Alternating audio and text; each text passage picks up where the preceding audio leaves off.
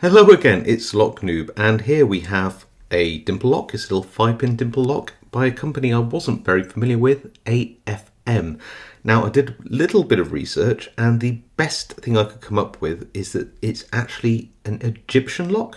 So I believe that this is made in Egypt, or at least the company's from Egypt. I could be wrong though, and in this case, I really don't mind being wrong. If you know better than me, please let me know. But I believe this to be an Egyptian lock. And if that is the case, it's the first Egyptian lock I think that I've ever picked. The key has quite a nice bitting on it. So we have, I think, almost like a zero lift here. Then a super short key pin in position 2. Then a medium cut, a deep cut again. And then a very short key pin at the end there as well. So yeah, we're... And the keyway itself is very lightly warded, but can you see that little step just here? Just at that corner, just there at the top? That does mean that if you take a pick, and I've got a flat flag here, it's very hard to go in off this because of the way it displaces or pushes aside the pick, because you'll end up just setting, especially that first pin, that zero lift pin, which you just don't want to touch. So even though the keyway is open on the left hand side, I'd normally like to turn it clockwise like this and pick anti-clockwise. I will be doing the opposite by tensioning anti-clockwise and picking clockwise.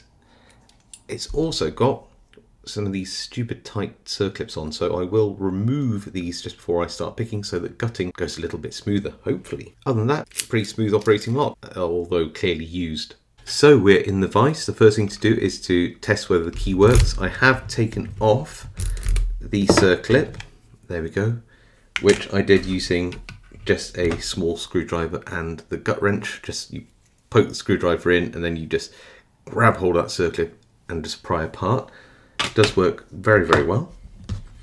Then we're going to pop our turning tool in on the left hand side and just apply a little bit of tension with my thumb on the tool, and then go in with this flat flag and just test each pin.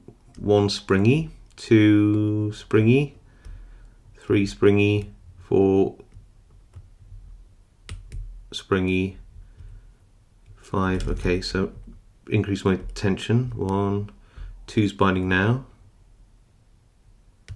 Little click. Nothing on 3.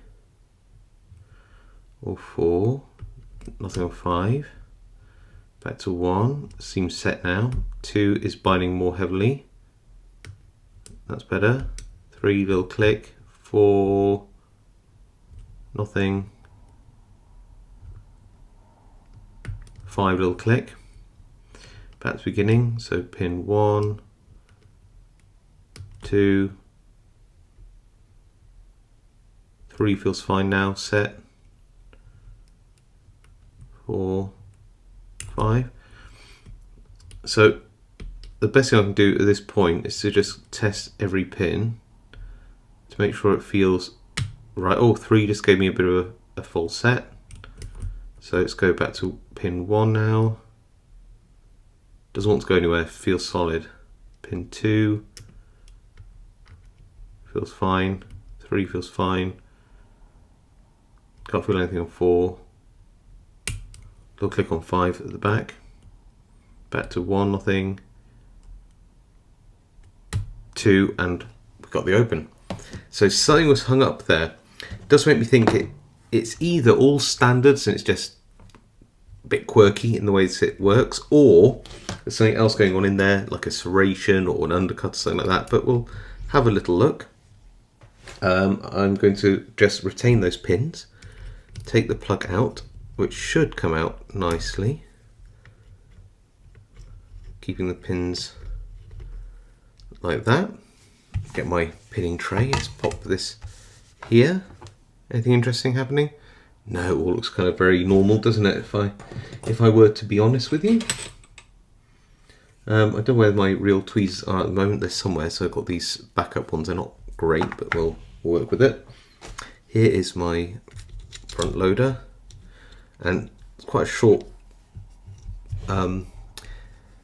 barrel, this one, so would just remove that and we'll go which way? Takes out the vice, don't need it in the mice anymore, do we? Get out. There we go. Okay, so we want to go around this. We'll do it from the front. So go pin 1 is a standard.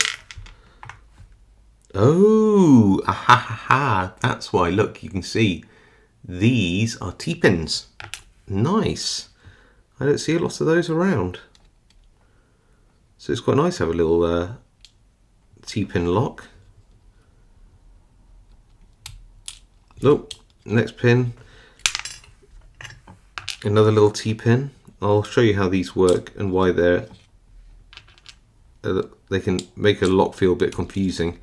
Not quite like spools or serrated, but something a little bit different, which I'm all about. It's very cool. So sometimes this shape of pin acts like an anti-bump pin by the way that it doesn't actually go down into these pin chambers. It sits above, but these ones do go down into the pin chambers. So what's actually happening here, can you see that little step? You'll pick the pin up and then it'll just lean in on that little lip and then catch. And it means that the pins will bind differently as you pick it. Then you need to just go through and just tap the tops of the pins and pick them again. You can see that this pin here, this first pin, is basically, from what I can see, zero lift, but it is just deep enough for that little T-pin section to catch, but that will feel like a standard pin when you pick it. Very cool though. I think these are all standard pins. I don't think these are going to be anything different, these key pins. Be surprised if they're a torpedo or a spool or a serrated. I didn't feel any sort of overset traps there. So all of these, yeah, nice patina on them. They seem to be a well-used lock, but certainly, actually, a lot more interesting than I thought it would be, this lock. I don't see many of these sorts of T-pins around, so I'm pretty satisfied with that. Little cheap block off eBay, possibly Egyptian, and a little bit of fun to pick too. What's not to like?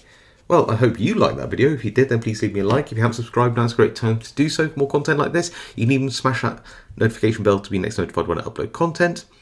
If you have any comments, do leave them below. I do read them all, and I try to reply to as many as I can. Otherwise, stay safe, happy picking, and I will see you all next time.